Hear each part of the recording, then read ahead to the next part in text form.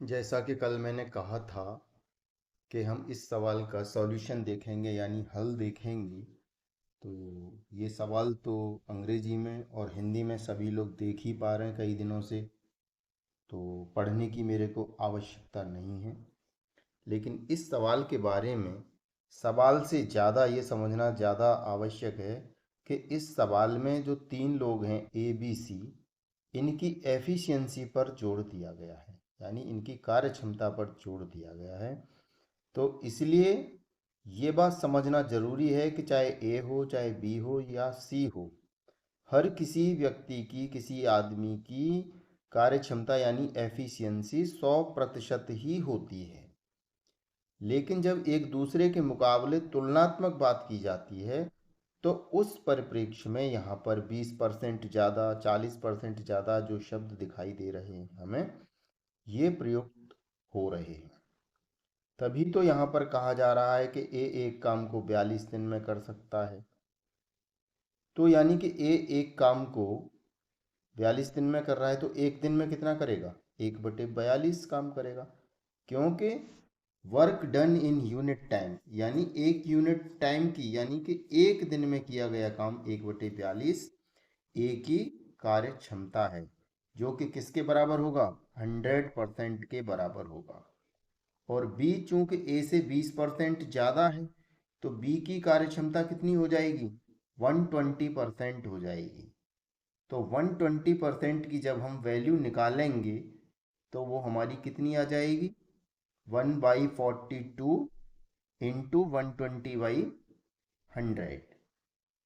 तो 120, 20 से 6 time cut जाएगा, 100 5 टाइम कट जाएगा। तो ऊपर का जो 6 है वो 42 को 7 टाइम्स कट कर देगा।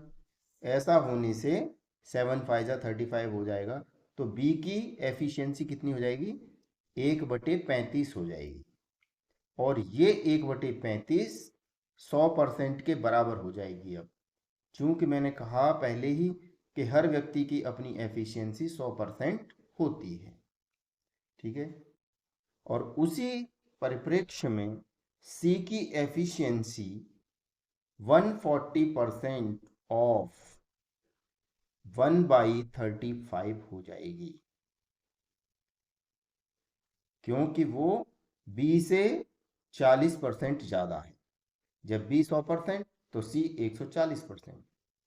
तो उसी हिसाब से यहाँ भी 140 20 से 7 बार कट जाएगा और नीचे 100 5 बार कट जाएगा।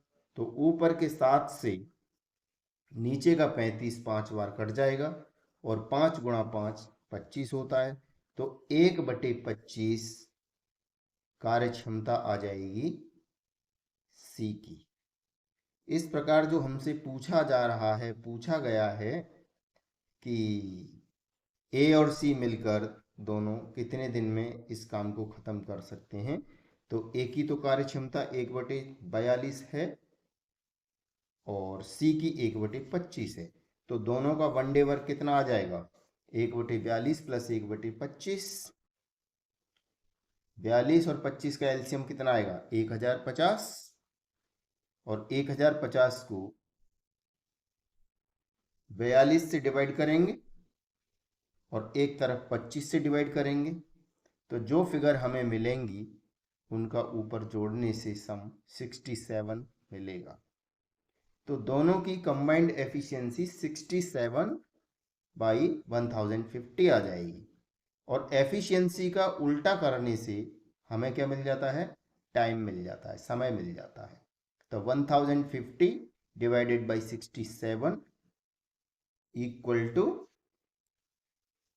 15 सही 45/67।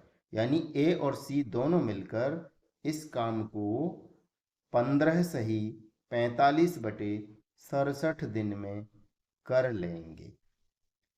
आशा करता हूँ समझ में आ गया होगा सभी को, क्योंकि इस सवाल में एफिशिएंसी पर ही सबसे ज़्यादा फोकस किया गया है। और यहाँ बिल्कुल भी कंफ्यूज नहीं होना है, क्योंकि व्यक्तिगत तौर पर किसी भी व्यक्ति की एफिशिएंसी 100% ही होती है। जब हम तुलनात्मक बात करते हैं तभी वो 20% ज़्यादा होने से 120% हो जाएगी, और 40% ज़्यादा होने से 140% हो जाएगी।